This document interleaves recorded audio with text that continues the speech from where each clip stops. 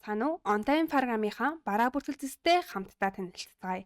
За, програмд руугаа админ ирэхээр нэвтэрч ороод зүүн гар талд нь бараа бүртгэлсэн цэс харагдаж байна. Бараа бүртгэлсэн цэс рүүгээ ороод шинээр хэрхэн бараа бүртгэх болон бүртгэлтэй барааны мэдээллийг хэрхэн засах талаар хамтдаа мэдэж авцгаая. Шинээр бараа бүртгэх үедээ баруун доод булан дээр байгаа шинэ гэсэн сонголтын дээр дараад баркод гэсэн хэсэг дээр бүртгэж байгаа барааныхаа баркодыг уншуулж өгнө. Барааныхаа нэр дээр ямар бараа бүртгэж байгаа барааныхаа нэрийн мэдээллийг оруулж өгнө. Авах хүн дээрээ хэдэн төгрөгөөр ирж байгаа юм бэ? Үнийн мэдээлэл оруулаад өгнө. Ашигын 20% дээрээ дарснараа ирж байгаа үн дээрээ 20% нэмэгдэлтэйгээр барааныхаа зарах үн бодогдоод гараад ирнэ. Зарах үнийг мөн гараараа өөрчлөөд өгөх боломжтой.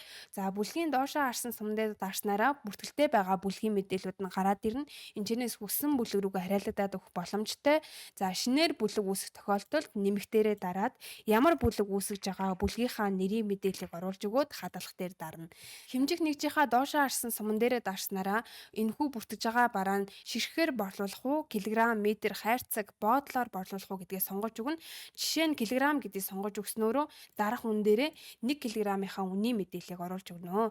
Мөн бараа бүртгэл дээрээ нийлүүлэгчийн мэдээллийг оруулж өгнө. Нийлүүлэгчийн мэдээллийг оруулж өгтөө нэмэгтэрээ дараад иргэн бол иргэнийхаа мэдээллийг оруулж өгөөд байгууллага бол байгууллагынхаа мэдээллийг оруулж өгөөд хадгалах дээр дарна.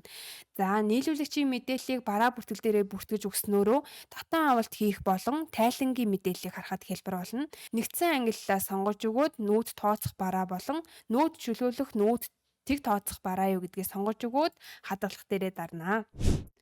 Бараа бүртгэснийхаа дараа эхний үлдэгдэл нь тэг гэсэн үлдэгдэлтэйгээр бүртгэгдэж байгаа.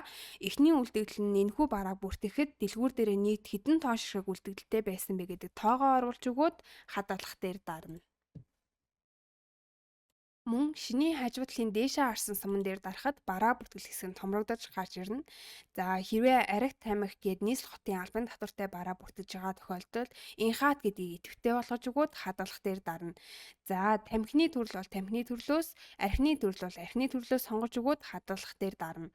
За, инхаат гэдэг нь болохоор нийслэл хотод үйл ажиллагаа явуулдаг 8 нэрийн дэлгүүрүүдэд сотурал хундаа болон тамхи борлуулж байгаа тохиолдолд инхаатыг бол заавал зөвлөж өгөх ёстой байгаа. Мөн ижил төрлийн адил үнээр зарагддаг барааг баркод нэмэх гэсэн хэсэг дээр дараад 2 дахь болон 3 дахь барааныхаа баркодыг уншуулж өгөөд үлдэгдлээ мөн ард нь бичиж өгөөд хадгалах дээр дарна. Ингэснээр энэхүү бараануудынхаа үлдэгдлийг нэгээр явна гэх юм бол баркод нэгтгэн гэдэг дээр дарангууд эхний үлдэгдэл нь шууд автоматар доор байгаа 3 барааны үлдэгдэл бол нэмэгдэж гарч ирж байгаа. Энэчнээ мөн сольж өгөх боломжтой. За, баркод нэгтгэсэн тохиолдолд бол толгой кодороо тоолго болон тайлан дээр үлдэгдлээ хийнж явах боломжтой. Бараа бүртгэл дээр мөн багц бараа бүртгэж өгөх боломжтой байгаа. За, багц бараа бүртгэж байгаа тохиолдолд багц бараа нэмэх гэдгээр дараад ямар бараа энэхүү багц бараан дээр оруулж өгөх вэ гэдэг бараануудаа оруулж өгөөд тухайн багц бараан дээр борлуулалт хийхэд энэхүү бараан дээрээ хэдэн тоо ширхэг зарлагдаж гарах вэ гэдэг мэдээлэл оруулж өгөөд хадгалах дээр дарна. Багц барааны зориулалт нь бэлэг болон бусад төрлөөр нэг борлуулалтаар олон барааны хасалт хийхийг хэлж байгаа. Бүртгэгдсэн байгаа барааны мэдээллийг өөрчлөхдөө баркод уншуулах хэсгээр барааныхаа баркодоор, бараа хайх хэсгээр барааныхаа нэрээр хайгаад барааны мэдээллээ өөрчлөх боломжтой. За, барааныхаа баркодыг уншууллаа. Баруун талд нь барааны мэдээлэл нь гараад ирнэ. За, барааны мэдээллээ хүснээрээ өөрчилж өгөөд хадгалах дээр дарна. Програм дээрээ бүртгэлтэй барааны мэдээллийг устгахдаа урд нь зөвүүлж өгөөд устгах гэсэн сонголтын дээр дарна. Устгасан бараа програмын хогийн сав руу ордог бөгөөд хогийн сав нь нэмэлт гэсэн цэс рүү ороод хогийн сав гэж байгаа. За, хогийн савнаас тухайн барааны мэдээллийг устгах болон сэргээх боломжтой.